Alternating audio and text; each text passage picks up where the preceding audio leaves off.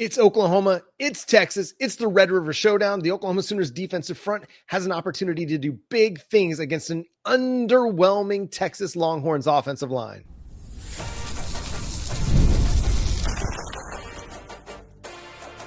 You are Locked On Sooners, your daily podcast on the Oklahoma Sooners. Part of the Locked On Podcast Network, your team every day.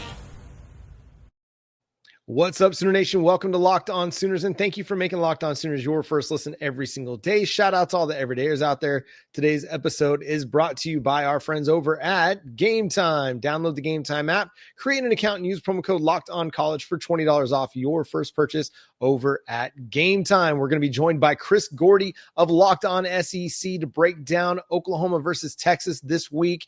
Enjoy what Chris has to say about the Texas Longhorns, about the Oklahoma Sooners, and what to make of John Mateer's availability and the Oklahoma Sooners defense. It's the greatest rivalry in college football. So, of course, we've got Locked On SEC's Chris Gordy joining us to talk Red River Showdown. Chris, as you start to look at this game, what do you make of OU Texas this year? Yeah, it's funny you bring me in. You're like, of course we got to bring in Locked On SEC because this is such a traditional SEC rivalry game. You know, it's like as long-standing members of the SEC, we know that you have a good understanding of how this rivalry goes. Exactly. I mean, I'm still getting used to all that. I'm still adapting to it. Look, you bring in a big, passionate rivalry like this into the SEC, it fits because there's hatred on both sides. Both fan bases hate each other. You know, it's funny, even being the diehard SEC guy through and through I am, for years I would watch, this was a must-watch game for me. I mean, even, all the years in the Big 12. And I don't know about you guys, just thinking, I was thinking back to different memories of this game throughout the years. And, of course, like when I just think Red River, the first thing I think of is Mac Brown and Bob Stoops. Like those, I'd see both those guys on the sidelines and, all the different names from Vince Young and Adrian Peterson and, I was even going through some recent photos of the past few years where it's like Spencer Radler and Casey Thompson and Dylan Gabriel and Sam Ellinger and like all these just like, oh my God, I forgot about that guy and that guy and that guy. So it's look, it's a passionate rivalry. It's one that, at times feels like you can throw the records out, even a year where maybe Oklahoma wasn't their best, still finds a way to win this game. So yeah, I mean, it's a fun rivalry game, and man, it certainly it has flipped the narrative of what we thought this game was going to be preseason. The talk of, Texas is going to be preseason one. We'll see what Oklahoma is with John Mateer. Will they be ranked? Maybe if they keep winning, they'll be in the top 10. And this will be a battle of top 10 teams. And now we get here, and Oklahoma lived up to their side of the story, being a top 10 team, but Texas is the one that falls out of the top 25. I think that was a little overreactionary by the AP. I get it. It's not a good loss to lose on the road to a bad Billy Napier Florida team. But, again, I think as the season goes along, Texas will be back in the top 25, I feel like. I didn't think they had it in them to not put Texas or not keep Texas in the top 25. Well, the coaches poll kept them, so there was that. But the AP, I mean, I get it. They dropped Penn State, losing on the road to a terrible UCLA team, and Texas losing on the road to to Florida. So it was a little bit overreactionary, but it speaks to where this Texas team is right now. I mean, they, Arch Manning. I said before the year I thought he was going to have a roller coaster season of ups and downs.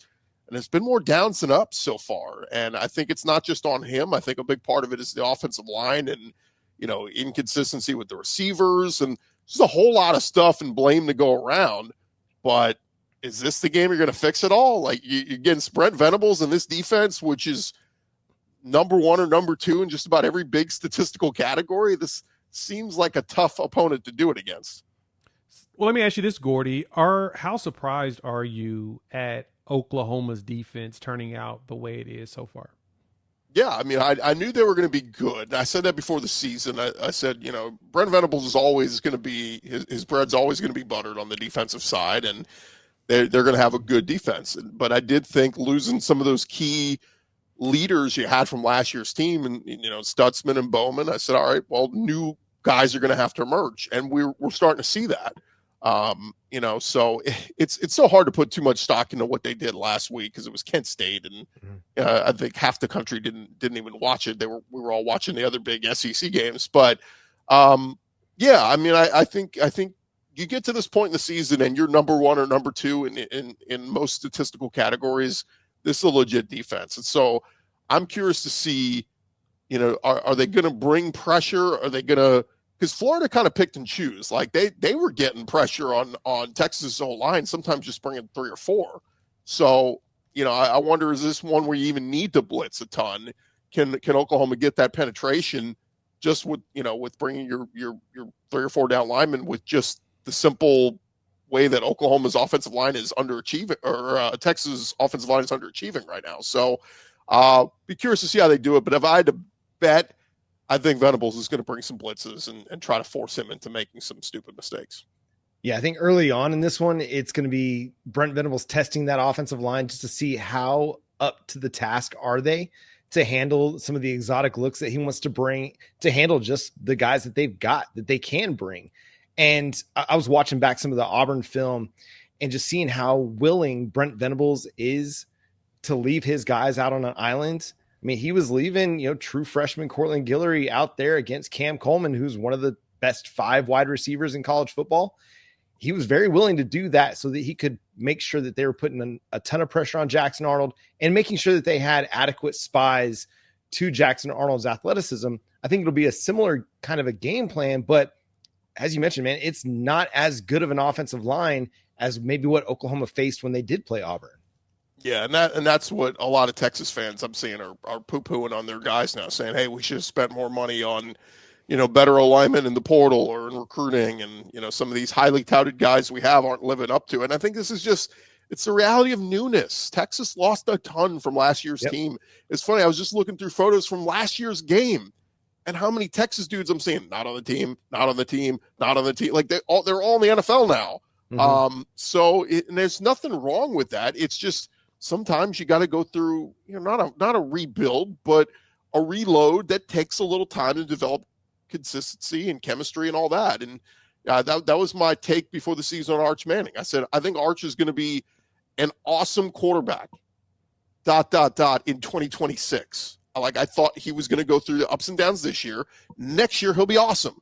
Next year, Texas will, they'll bring back a ton and they'll be an awesome team. But I just think right now they're going through some of those growing pains, and it sucks because they had national title hopes and preseason number 1, and it's not fully dead yet.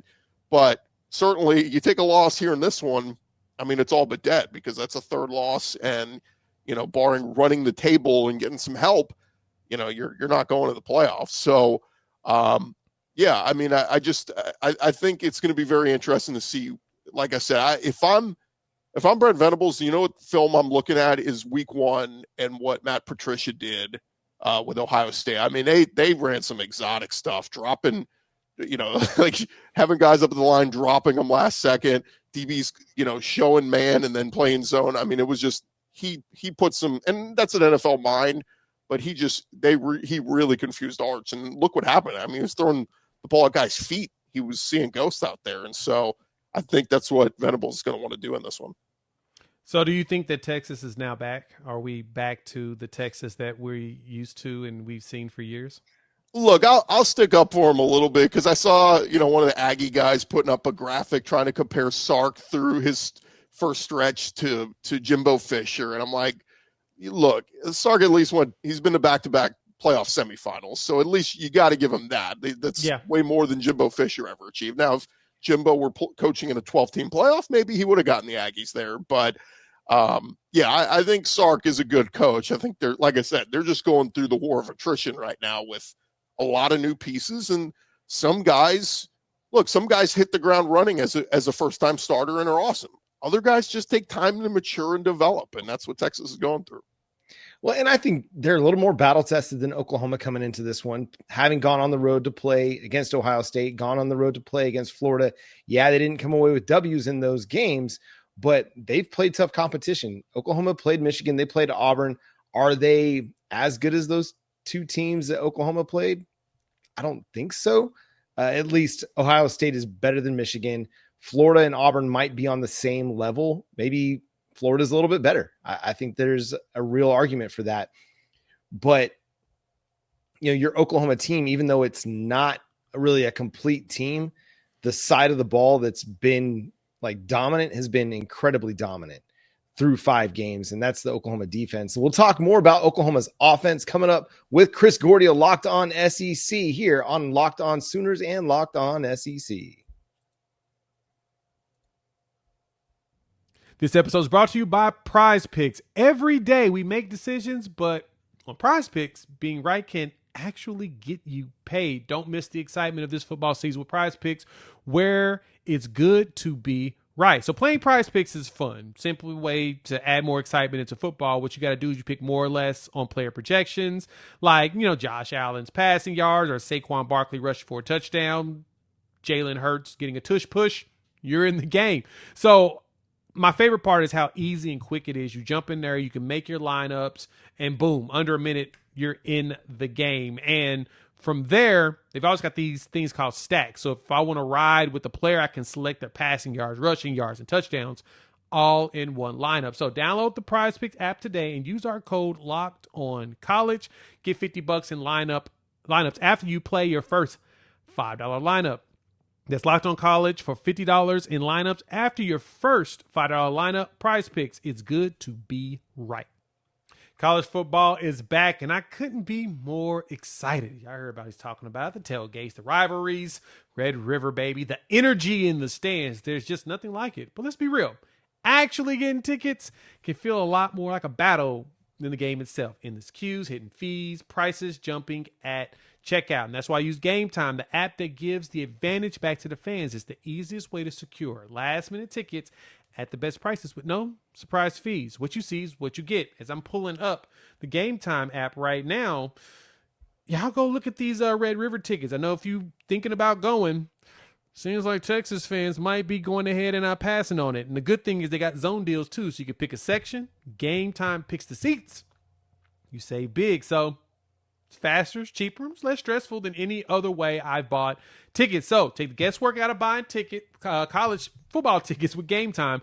Download the Game Time app, create an account, and use the code LOCKEDON for $20 off your first purchase. Terms apply. Again, that promo code is LOCKEDONCOLLEGE for $20 off. Swipe, tap, ticket, go, download Game Time today. And today's episode is also brought to you by Square. There are certain businesses that make the neighborhood the neighborhood. These are the places that become an extension of home, whether it's the sports bar dedicated to your team's fan base, the spot with the best wings in town for game day, or that beloved local chain that's been rooted in your community for years. These businesses are what bring people together. When neighborhood businesses thrive, the whole neighborhood thrives. And one of our favorite local businesses in Norman is Abbey Road Catering. She puts on, Chris Abbey and her team, they put on a great spread. Whether you're needing it for a wedding or a big company event, they can put together exactly what you're looking for. They have great signature beverages, and we had a finger food spread that was just immaculate. It was fantastic. Great chicken satays and so much more. Go check out Abbey Road Catering in Norman. She is a Norman-owned business, so go check them out. Square is a proud partner of more than 4 million neighborhood businesses around the world. You can go to square.com/go/lockedoncollege to learn more. But before you do, go support your favorite neighborhood spot. You'll be happy you did. Square, see you in the neighborhood. We're here with Chris Gordy of Locked On SEC talking OU Texas ahead of the Red River Showdown. And Chris, we've talked a lot about the defense. We know that Brent Venables and his unit are going to bring it on Saturday. I think the question mark for Oklahoma right now is what this offense is going to look like, even if John Mateer plays or if he doesn't play. How confident are you? Let's just say if John Mateer were to play, how do you feel about the Oklahoma Sooners in that light? Yeah, I mean, this to me is the big question we're going to be watching all week. And, I was talking with Jay about it that, some of the reports were that the Sooners practice indoors on Monday where it was sunny and 85 in Norman. I mean, it's like, okay, they're trying to keep something under wraps here. And frankly, why not? I wouldn't be shocked if the first injury report comes out on Wednesday. You know what I would do? I would list John Mateer as questionable, because questionable puts it right at, he's not probable. He's not, it's a perfect We don't know. 50-50, yeah. And I would keep him at that the whole week and until we get to the weekend and see. I mean, play coy. I was talking to somebody about this earlier today. He said, look, if Mateer's hand isn't fully there yet, what if they use both guys? What if you use Hawkins, ironically, use him as the passing quarterback and bring in Mateer as almost, as the runner, like bring him in, have him hand the ball off to the running backs a couple times and then, show pass and then have him roll out and just tuck it and run it. Because obviously his running ability is one of his big assets as well. He's proven that this year. So I don't know how they're going to play it. I'm happy they were able to get Michael Hawkins a game, in this system. I get it was Kent State, but this system to get some comfortability. And, that's a big thing too. Somebody was asking me about Hawkins and, he didn't look all that great last year. I said, yeah, but this is a new system. This is the Ben Arbuckle offense. And, he looks a little bit better in this. So, I think you'll get a much more different, a much more confident Hawkins if he is the guy. But, yeah, man, this is, like I said, I think this is going to come down to the wire. If I had to guess, I would think we see both guys in some capacity on Saturday. That's an interesting take of bringing them both in and having Mateer as your runner, like kind of like the Belldozer type. Old school Belldozer, where you had Blake Bell, who was a quarterback but moved to tight end, and you bring him in just to run people over. Heck, they did that with Jackson Arnold his freshman year as well. So doesn't that sound like a Pete Thamel report we'll get on Saturday morning? Like, I am being told that Michael Hawkins will start, but John Mateer will be available. Everybody's going, oh, what does that mean? Ooh. I think it's probably why the spread is sitting where it's at right now. It's like at 2.5 over on FanDuel as people are hammering it because why? They have no clue which quarterback's going to play. So I guess the question is, Gordy, do you think Oklahoma could win with or even without Mateer? Do you think they can win with Hawkins? Do you think they can win with Mateer? What is your assessment on the offensive side of the ball of being able to potentially cause problems for Texas? Well, I don't want to overreact to what we just saw against Florida. Look, Texas's defense did not play well in that game. Jaden Ball, he had some really good runs, on the interior of that defensive line. And then there was those few plays. Dallas Wilson is a freak. I don't think it was talked enough about. He was a 5-star receiver that set spring game records for Florida and then was hurt and missed the first, 4 or 5 weeks of the season. He made his season debut against Texas and was like dragging Michael Taft and like knocking other great DBs to the ground. But just because Dallas Wilson did that to them, I'm not going to go, oh, well, Texas's defense sucks. Texas's defense, I think, is still very good. So very good. To me, the key to me is going to be Oklahoma's got to get this ground game going. And whether that's Blaylock, whoever, establish the run in this one. If they can get whoever the running back is back there, let's just say it's Blaylock, and he's getting 4 or 5 yards a touch, you'll feel much better about it because it'll put Hawkins, if it is him starting, it's just some more manageable downs, 3rd and short, 2nd and short, 3rd and short, where you have some flexibility on the offense. I love what Isaiah Sategna has brought. I think he's been a great weapon. Watched him at Arkansas, and then of course, Kanik, who's kind of taken everybody by surprise as well at the tight end spot. So, they've got some nice pieces, but again, it's a rivalry game. So, you almost feel like if it is Hawkins, everybody comes out a little bit nervous and, we go 3-0, somebody has a drop, you go 3 and out, and then you're punting and, first quarter ends and it's nothing. Like I see like that could certainly be how this one could play out. But again, run game. If Oklahoma is handing that ball off and it's 7 yards, 2nd and 3, we're going to know very early. Okay, if they can move the ball on the ground against Texas, then it's going to take so much more pressure off of Hawkins if he is the guy. And that's been the struggle, right, Jay? Is that the Oklahoma ground game just really has had a hard time getting going. Yeah, it has been. But the funny thing is that was also Florida's problem going into this game. They hadn't figured out the run game whatsoever. Like when I went and looked at the numbers, like Florida is ranked 13th in the SEC in rushing before this game, and number 12 is who? Oklahoma. So it was they had some success and they committed to it. That was the thing. And Florida fans were getting a little nervous because going late into that game, it was like Boss still like it was like, feed him. He's having an awesome day. Feed him, and they did that, and it led to the win. But let me ask you guys, what's the issue with Jaden Ott? Because he was one of the top, transfer portal guys and the talk of, the offseason, and 20 carries for 66 yards on the season. Yeah, he looked a lot better against Kent State. It's just Kent State. They're a terrible run defense. At least they had been through the first 4 games of the season for them. But he looked the cleanest he's looked like as a runner. He was smooth. He was elusive. He was patient. He looked a little bit more confident in what he was trying to do out there. The first few times that we'd seen him this season, he did not look any of those things. It was like he got the ball, and as soon as he saw somebody, he just kind of tucked and fell down. Like, he got a few runs where he was able to pick up positive yardage, but it was pretty much a mixed bag in the first few games of the season. He looked more comfortable this week. What that means moving forward, we'll see. I don't know if they'll trust him on like passing downs or in passing situations.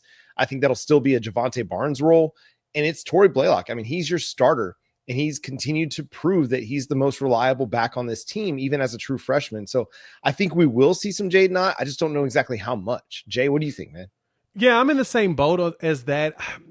So my take has been, Gordy, that when Jaden Ott got here, he said that he had that ankle injury and he played on it, and he probably shouldn't have. He should have probably sat, but he continued to play the entire season, which really hindered him.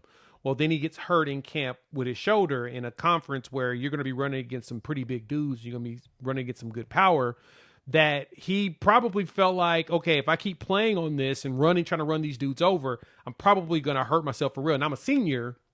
That's really going to drop me down as far as stock. I probably need to make sure I'm better. So it kind of felt like he had like kind of the yips, that he was afraid that if he ran into somebody a little too hard, it was going to hurt his shoulder. Well, I guess he practiced well in the bye week, and they started to see some progressions. And in this last game, I mean, his first 2 carries, he got 10 yards and 12 yards. And then he had, I think it was 2 4-yard runs and a 7-yard run. So you're like, okay, you're starting to look like the confidence is back in the shoulder, and he's okay. So I'm assuming he's going to play a lot in this Texas game, him and Tory Blaylock, because both of them were dealing with shoulder stuff, but you're hoping that you get both of them out there. I don't know if he's going to actually produce what we were hoping for coming in. We were thinking he was going to end up being possibly one of the top backs in the SEC. I think these guys just force feed him the ball. So like you said, the way Florida did it was just they gave the ball, they just kept giving him the ball. And they gave him 27 carries in that game. So if we do it, maybe we'll see success. I don't know. Yeah, and I think the bigger issue beyond just the running back play is the offensive line play. The offensive line play hasn't been very good. It's been kind of average at times. I was going to ask, what grade would you give them through the first part of the season? As a run blocking unit, I'd say it's probably a C- or a D+. As a pass protecting unit, they had been pretty good until Kent State. And then Kent State, for some reason, they struggled. I don't know if they just didn't come in with the same intensity that they needed to come into this game with, that they just wanted to sleepwalk through it or what. But man, it was not good. If you go back and watch that Kent State game, you're like, what is this Oklahoma offensive line doing? They're letting Kent State have Michael Hawkins under siege. It did not look good. So hopefully they'll have a bounce back performance this week against Texas, because that's huge, man. As good as Oklahoma's defense is, Texas's defense is also really good, and they are capable of creating a lot of problems for Oklahoma's offense if the offensive line doesn't step their game up. Yeah, I agree with you there. That's exactly what the thing is for Oklahoma. Is we've got to get a push on the offensive line. And I think we can. I think that at some point, with like you said, like we kind of mentioned before, the pass has been good as far as protection. They've been protecting like crazy, except for in this last game. But again, they looked like they were disinterested in actually playing football this week. Everybody was focused. They were looking ahead. They were looking ahead to Texas, period. That's exactly what it was. You can tell. They were just like, all right, let's get this game over with. We're pushing these dudes around. I hope that they don't walk into this game against Texas with a similar mindset. I'm hoping that they go in there with, we have to dominate if we want to win this game, regardless of who the quarterback is.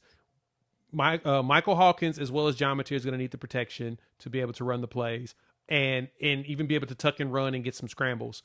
We've got to get the run game established. So to me, if we can have a B- performance, I think we'll be fine. I feel like the under in this one. You guys think Oh, this will be yeah. a low scoring game? Hammer it. Yeah, this has the feeling of like a 20-14, even shoot, I could see a 17-13 kind of a game, just because again, two really good defenses, two really good defensive coordinators, and offenses that are questionable. Now, both teams have really impressive skill players on the outside, but if the offensive lines can't protect, it's not going to matter if you got Ryan Wingo or Isaiah Sategna running routes out there, or if you have Arch Manning or John Mateer. It's not going to matter if the offensive lines can't protect. And I love, people love to run with, what we saw last week is what we're going to see this week. I'll spin this around and say, what if this is the Arch Manning coming out party? What if this is he plays his best game? You know what I mean? Just not saying he will, but just like you always have to think of that in your mind too, because he is a special talent. But and the thing on that, Chris, is like he's got the ability to hit these guys down the field, and he's got the escapability to avoid some pressure from time to time. So it's not like a given that he's just going to be under siege like Jackson Arnold was a few weeks ago. They're going to get to Arch Manning because Oklahoma's pressure packages are just too good, and their guys up front are just too good to not. But if they're not careful, and if they let a Ryan Wingo loose or a Jack Andrews loose, like those guys can create big plays down the field. And if Wingo gets the ball in open space, like he is dangerous. The difference in Arch and Arnold, I think, or Jackson Arnold, I think they preached it to him. Do not, under any circumstance, put that ball in harm's way. Yep. Do not throw an interception. Yep. Somebody's bragging to me. They're like, Arnold hasn't thrown an interception. I'm like, yeah, because he doesn't throw it. Right. Arch will throw it. We saw in the Florida game. He'll get picked, but he's a gunslinger. He doesn't mind taking the interception because, it could also be a 80-yard touchdown pass. So he'll sling it. He'll let it fly. Yeah, and that's the one thing I think too. Yeah, Go ahead, that's going to be the big thing when it comes to Arch is, regardless, he's going to put the ball in the air. It's like it's Sarkisian's thing, right? It makes me think about it even like Lane Kiffin, and I said this as a praise to Lane Kiffin, is that he's found these quarterbacks that have zero issue with just throwing the ball in the air, then let his wide receivers just go play jump ball sometimes. When I saw that from Trinidad Chambliss in his first game, I was like, he's not even hesitating. It's just natural, just boom, boom, throw it. It's like you don't get that from a lot of quarterbacks where they have the confidence to be able to do that. I mean, Austin Simmons was throwing interceptions to start, but he was still slinging it until he got hurt. So it's hard to find quarterbacks like that regardless, good or bad, they're going to throw the ball and they're not going to just tuck the ball or whatnot. But an Arch gives you that, while at the same time, the way that Florida was pressuring him, it did feel like he was getting a little hesitant as the game was progressing on throwing it. And I think it was because he kept getting hit. I think that's going to be Oklahoma's superpower in this game is if you can get Jaden Jackson, Dominic Williams, David Stone, and Grayson Halton to do enough stunts to where the interior he gets a little nervous about, and then you have R. Mason and Marvin Jones Jr. coming on the backside, or a Taylor Wine, maybe you can get him to clam up more before he throws it and take advantage of it, or you catch him in throwing motions. Because that one thing about Sarkisian's offense is sometimes it takes time for those routes to develop. If you don't give him enough time, you may get lucky enough to even force a fumble while he's in the wind-up motion. Yeah, it's going to be a super fun game. Chris, I know you'll have your prediction for OU Texas on your show. Go check out Locked On SEC to get you ready for it. It's going to be a great week of action. I mean, not just OU Texas, but you've got Alabama, Missouri as well. Like that's going to be a really good game up in Columbia. But I mean, this is SEC football, right? You get great matchups every single week, and that's so much fun. So go check out Locked On SEC. Subscribe to that show wherever you get your podcasts and over on YouTube. Subscribe to Locked On Sooners as well. Follow Chris at Chris Gordy on Twitter. Follow Jay at Unfair Sports and myself at John 9 Williams. But until next time, he's Chris, he's Jay, I'm John.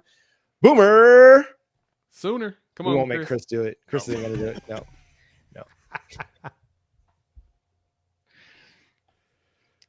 Ever the neutrality. I'm going to get somebody to do it.